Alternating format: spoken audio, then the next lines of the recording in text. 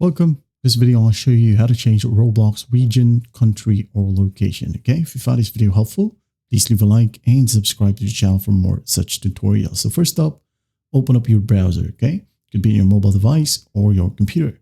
Now here, just go to the top and type in roblox.com/support. Okay, again, roblox.com/support.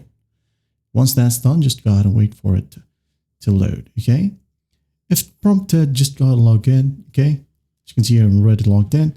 So just go ahead and enter your username, first name, email address, and once done, confirm your email. Okay, just go ahead and type down the same email that you have entered in here, right here.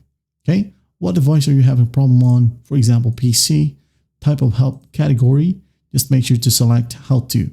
Okay, now in here under help subcategory type, make sure to select change my location. Okay, in here just type in, hi, I wanted to change my location, region, or country to this, and my account is set to this region, country, or location. Okay, just go ahead and type down wherever you want right here, and once done, just hit on continue and just wait for Roblox reply. Okay, and that's basically it. That's how you change your region, country, and location here on Roblox. Well, I hope this video helps, and I'll see you in the next one.